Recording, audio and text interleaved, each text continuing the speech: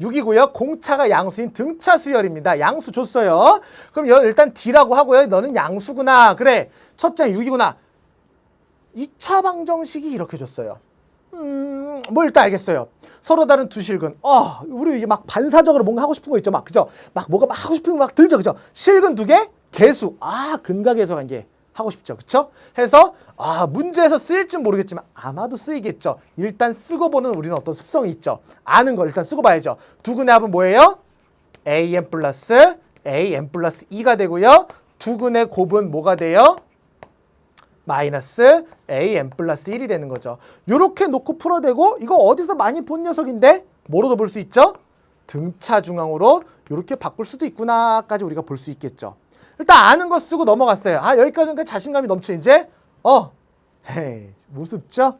알파 플러스 베타, 알파인 플러스 베타인 알죠? 알파인 베타인 알죠? 전개만 하면 대입하면 되겠구나. 요런 생각이 아마도 드시겠죠. 해서 알파인, 자, 쟤를 써주시면요. 여기다 처음부터 갈까요? 자, 시그마 n이 1부터 10까지 저거 전개해 주시면은 알파 n, 베타 n에 플러스 알파 n, 베타 n을 가로로 다시 한번 묶어줄게요. 이렇게 플러스 1, 요거를 180이다. 그럼 여기서 얘는요. 알파 n, 베타 n이 뭐예요? 자, 시그마 n이 1부터 10까지.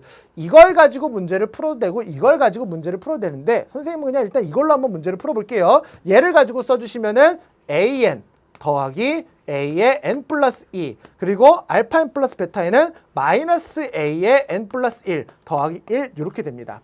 그럼 얘를 간단히 할 건데요. 이렇게 왔더니 뭐예요? 등차 수열에 인접한 두 항을 뺀 거죠. 그게 뭐예요? 공차 D가 되시겠죠. 뒤에 1 붙고요. 앞에 AN을 써주려고 합니다. 자, 얘가 D, 1 붙고요. AN은요. 등차 수열의 일반항 얘기할 수 있겠죠. 해서 첫째 항 6 플러스 N-1의 D. 6 플러스 N-1의 D. 자, 처음부터 쓸게요. 자, 그럼 너란 녀석 시그마 N이 1부터 10까지 AN은 뭐라고요? 6 플러스 N-1의 공차를 우리가 아직 몰라요. 그 다음에 얘는 뭐라고요? D라고 얘기를 했어요. 플러스 1이 되는 거죠. 그럼 ND 빼기 D 플러스 D 빼기 D 플러스 D 사라지게 되죠. 다시 한번 써주시면 시그마 N이 1부터 10까지 6 더하기 1은 7 플러스 ND가 되는 거지요. 얘를 계산한 게 180이라면 D가 나오지 않겠어요? 계산해 주시면 되겠죠. 이거 하면 얼마예요? 70. 그리고 1부터 10까지 D는 상수니까 D 곱하기 1부터 10까지 N 더해주는 거죠. 너무 많이 나오는 거라서 외우고 있죠. 얼마예요? 55. 그게 얼마다? 180이다. 넘어가면 55의 D는 얼마가 되고 110이 되고 우리의 D는 얼마다? 2가 된다라는 얘기가 되겠죠. D 구했으니 우리가 구하고자 하는 건 뭐예요? A11이에요. 첫 번째 항 6 플러스 N-1 항의 개수 빼기 1 곱하기 공차는 2 해서 26으로 해결할 수가 있었습니다.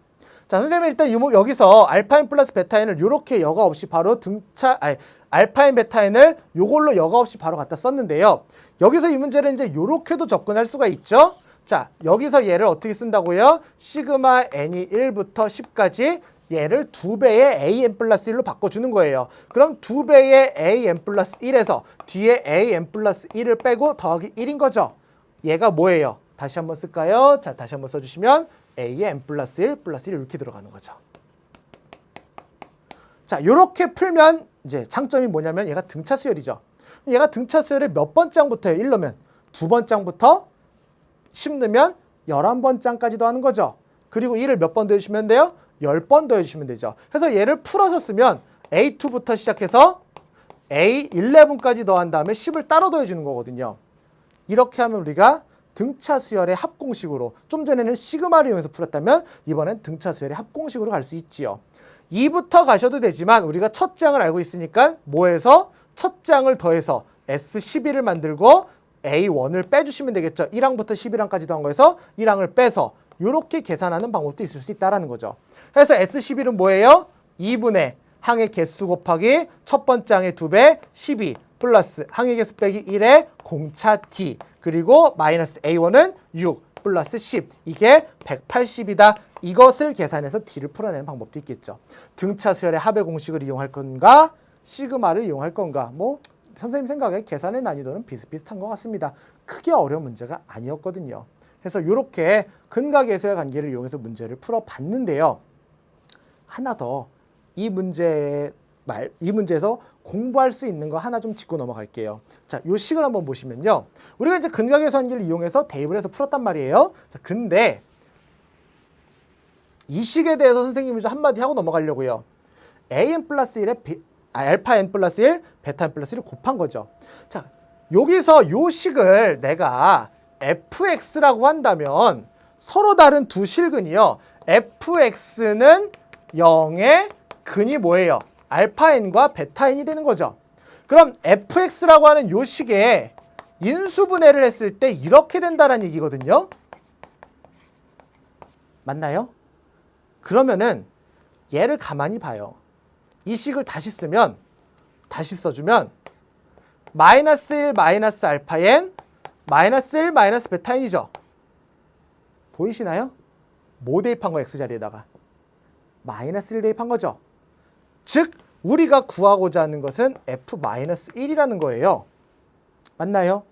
그러면 우리가 얘를 이렇게 근각에서의 관계를 이용해서 이렇게 풀지 않아도 f-1에서 바로 여기다가 대입을 해서 너란 녀석 마이너스 1의 제곱 마이너스 an 플러스 2에다가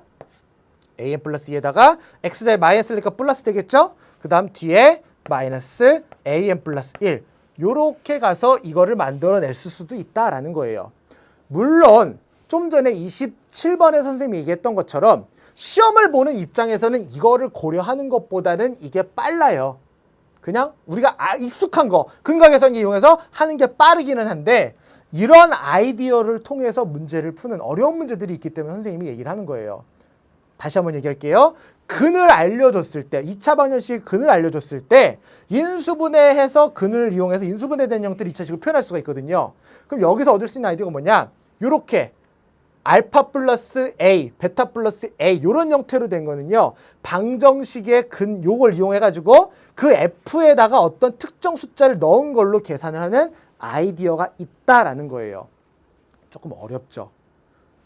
이해 안 됐다면 한 번 더 돌려서 보세요. 우리가 다음 문제도 해야 되니까 일단 이 문제는 이렇게 넘어갈게요. 자, 29번. 좌표 평면에서 자연수 n에 대하여 두 곡선과 x축으로 둘러싸인 영역의 내부 또는 그 경계에 포함되고 이런 점을 셀 때 경계에 포함되느냐 안 되느냐 무지 중요하죠. 포함된대요. x좌표 y좌표가 모두 정수인 점의 개수. 이게 어렵다고요 우리한테는요. 자, 그럴 때 an을 할 때 1부터 5까지 혹시나 이제 다른 문제 다 풀고 시간이 남았다면 이 문제가 그래도 어렵다면 1부터 5밖에 안 되니까 5개 그래프 그려가지고 하는 것도 뭐 틀린 방법은 아니에요. 자, 근데 좀 귀찮죠? 자, 일반적인 해법을 찾아보죠.